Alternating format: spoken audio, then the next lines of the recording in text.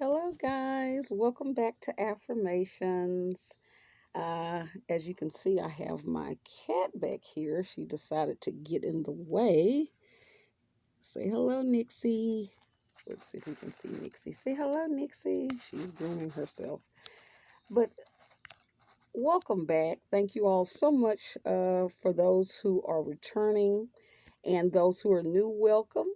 Again, I have a new YouTube name, which is Affirmations 31, which is easier to type in. Please like, share, and subscribe. I'd really appreciate it. It would help my YouTube channel grow. And as we always start off, death and life are in the power of the tongue, and they that love it shall eat the fruit thereof. Did you have some fresh fruit today, or are you feeding yourself rotten fruit? I always want to mind what we think because that's ourselves talking to ourselves as well as what we say. Okay? Now, what we're doing today, again, we always are kind of pulling from our self therapy cards. Okay? Again, very good for the clients that I work with, for them to continue on their healing journey. And what I'm going to do today is I have the different stones on top of the cards to kind of help us select. So since I don't have a bag, what I'm going to do is gather the stones, and I'm going to close my eyes and pick a stone, okay, to kind of let us know what we're going to work with today, okay? Hope everyone is feeling well. Hope everyone is spiritually, mentally, and emotionally doing great. Okay, let's see what we're going to get today. Okay. All right, we got the red stone. So I'm going to move these out the way. And that actually is the love deck. Okay, look like we got this one before. So let me kind of move these out the way. Okay, let's see. I'm back home now, guys. The other recordings, I was in Houston visiting family and was there for a good little while. It was really nice seeing everybody and having a chance to reconnect. My niece graduated high school and was able to actually attend her graduation dinner and see a lot of people that I kind of grew up with in church. It was really great. It was a nice time. So congratulations to our Clarkie. Okay, so let's see what we're going to get. We got love life. Let's see what we're going to get today. And I'll move the stone as well. Let's see. Let's see what we're going to get today. Okay. Okay. I know it's been hot out there, y'all. I got back and it's quite an adjustment when you're kind of, I jokingly say, going to the city, coming from natural living. You kind of get used to the pushing buttons and everything being kind of quick. And but out here in nature, I do more things the kind of natural way. So it's an adjustment, but so happy to be back home, back in nature. Okay. And so hopefully you all are staying cool and still able to get outside, kind of figuring out when is a good time to get out and kind of relax and re-energize yourself. Okay, that one wants to flop out. Let's see, can we get another one? Okay. Let's see what we got. Okay, that one fell out. Okay. Let's see what we got. Oh, wow, we got an interesting one today. It says, how satisfied am I with my current sex life? What do I like and dislike about it? Wow, this is such a serious question. Um, let's see how we're going to approach this one. Um, One of the things I've found is that in most relationships, especially being a counselor, a lot of times I may end up working with the individual where the sex life is an issue, and one of the things is they are fearful to communicate their true feelings about their sex life. And one of the things you'll see is when you're dealing with male and female dynamics is um, ideally you're looking at a situation where, again, men and women a lot of times are kind of made different as far as kind of what it takes for them to be in the mood to have sex. Okay. Now, through programming, I think we now have a generation where people seem to all be on the same page as far as, liking sex and not needing to have quality time or time put into a relationship in order for them to have sex. Okay, that's part of programming. Also, too, I'm always looking at the aspect of, our people who are the descendants of slaves. When you start looking at how has our sex lives been affected by slavery, we were forced to mate with each other, and we were bred. And so, when you look at that kind of mentality, I look at it's very complicated when you look at relationships where women are confused. They're like, well, I thought the guy loved me. How could I be so tricked? But when you look at our men, a lot of our men, they had our adult men mating with 12-year-olds, 13-year-olds. So it's almost like forced pedophilia. And so that also was learned. Okay, so when we see that in our culture, and you say, why is this old man liking me as a child or certain things? Those things were passed down. We never got help for that. Okay, so that is an aspect of that. And then also too, women being confused, like, I thought the guy loved me. Think about if you are forced to breed. Our men would probably have to become pretty creative at being seducing, knowing how to quickly seduce you in order to bed you, right? So I know that's a strange concept, but that was perfected.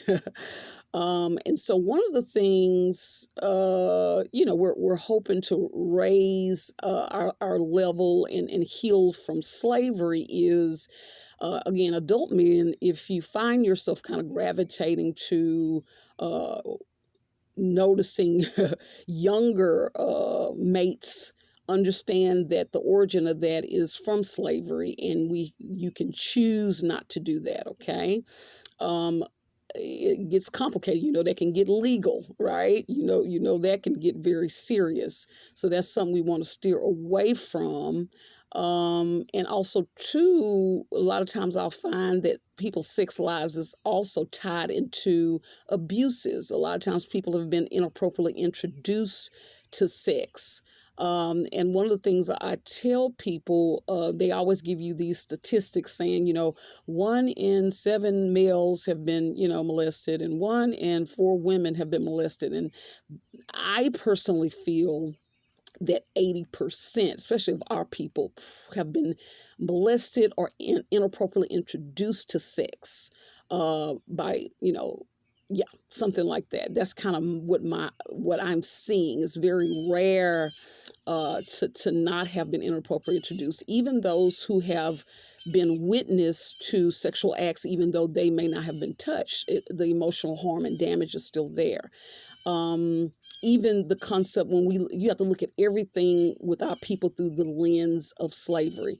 Even the concept of orgies, so we will work in the fields all day, but then as soon as you get in, they be like, we have company. I'm going to take your daughter, your cousin, and we got visitors. And so we're all having group sex. Okay. So that's what we're doing tonight. So you have to look at all those things, a lot of our behaviors that we think that we've learned. Now, a lot of stuff you learn from pornography, I understand that, but some of these things have come from slavery, all forms of our sexuality, so that's something we always have to look at. But yeah. And so now back to this point of, are you satisfied with your current sex life? So with that being said, a lot of us are programmed, and especially females, to go along and to try to, please your mate because you don't want to disappoint. Ideally, a person needs a certain amount of time, dates, courting, quality time together to be in the mood. But we live in such a fast paced society, in a male-dominated society where on a drop of a dime, you're expected to want to have sex. Understand that whenever we're operating like that, that is a slave master mentality, because guess what? At a drop of a dime, even though we worked in the fields all day, we were required to have sex. So the challenge is to start putting quality time. And that means you might not have sex as often because your schedule's busy, but putting more quality time to build up and to make sure that your partner is actually in the mood. And sometimes that takes taking them out of the busy environment, taking vacation, going out, actually building rapport. And I've also noticed this: some people are angry if they have to put time and do what they call quote unquote romance. They're angry when they have to do that. Again, that is the slave master's spirit. Okay, so you don't enjoy it as much if it's done in a loving manner. You enjoy it if, let's say, there's conflict and tension. I don't know if y'all have noticed this in relationships. It's all this bickering and tension, and then somebody wants to have sex, and somebody's like, I'm not even in the mood, but just to kind of keep peace, you have sex. I'm going to introduce a new term. You know, me and my sister were always kind of coming up with terms and analyzing things. A soft rape. What's a soft rape? It's not a full-blown rape, but what it is you know someone isn't in the mood. You know that you've antagonized. However, you're requiring them to lay down. It's more exciting for you that way. Okay, if this is you, know that that's something that you want to work on. You want to work on, am I able to put time into a relationship, court, make sure I've spent time with someone, built a bond, and then have sex with them and actually walk away and have enjoyed it? Or does that make me angry? That's, again, part of our trauma, okay? So a lot of people are not really communicating about what they like. Most of us are programmed, okay? What do I like and dislike about it? You know, most people won't say. Most people are scared their partner's going to leave them, and you know, a lot of times are putting up with quite a bit of abuses and things that are causing them mental harm, you know. Very complicated. And I even look at the side with men. You know, women have not been programmed to where men, you're not even allowed to say, you know, you don't want to have sex, right? So that it gets complicated, okay? Let's see what our next one says. Am I a giver or a taker in a relationship? It's interesting. We had this one last week talking about, are you a giver? But this is saying a giver or a taker in a romantic relationship. Very interesting. Yes.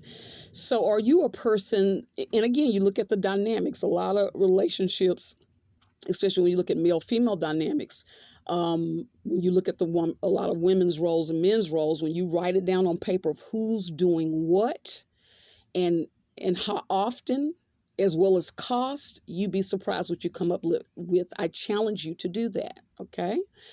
Who's the one that during the argument is the one to make peace? Who's the one that's the problem solver? Who's the one that's the catering? Who's the one that tends to kind of tend to everybody's emotions? Who's the one, the first one to kind of go without and make sure everybody else has? You know, it's just interesting. We want to challenge ourselves to make sure that we're not just being a taker, but be honest with yourself. Am I a giver or a taker?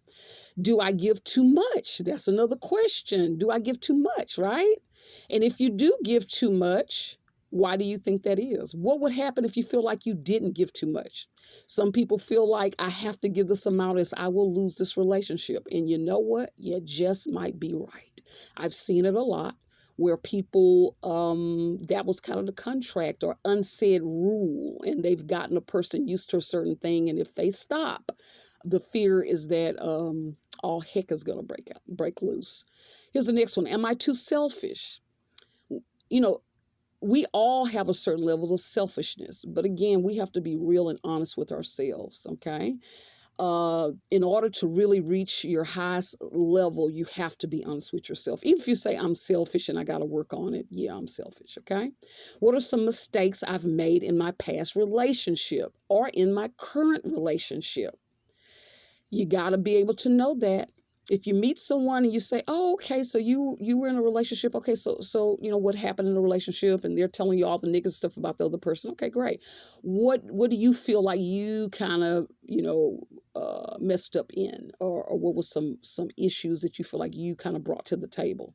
And if a person's saying, "Oh no, it's not me," that means this is a person. If you can't point out areas of your weakness in previous relationships, that means you're bound to repeat them. Okay.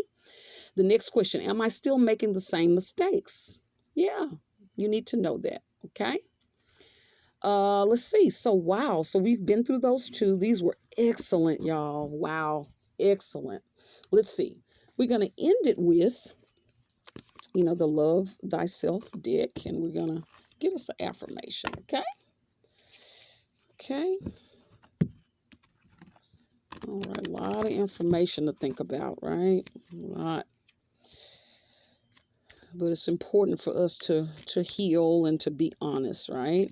Even if we're not ready to make change, just being able to admit it and making small steps. Okay. Let's see. Let's see if we can get one to pop out.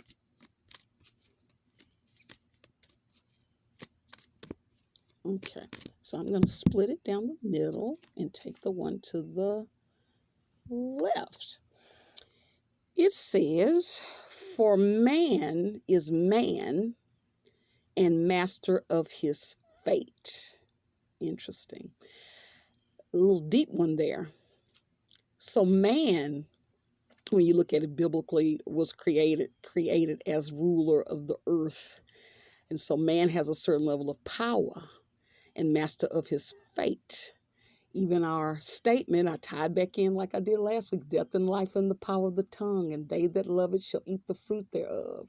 Or even the particular saying, a fool's mouth is his destruction and his lips are a snare of his soul. So we do have a certain amount of power. Even what we speak can be manifested. There's a scripture that talks about ye are gods, right? The universe was created by speaking words, right? So we also have this gift, okay, that's been imparted to us. And so again, me and my sister, we've talked a lot about a lot of these concepts and a lot of these scriptures that you see that just these one little statements, but we really don't ever hear about. In slavery, they did program us to repeat certain scriptures, right? But certain scriptures you never hear about. But a lot of those scriptures is where a lot of a deep understanding and meaning is. It's a lot of information there, okay? So you are master of your fate, okay? And so with that, guys, I am going to bid you all goodbye. Again, like, share, and subscribe. And thank you so much for joining me again. Bye-bye.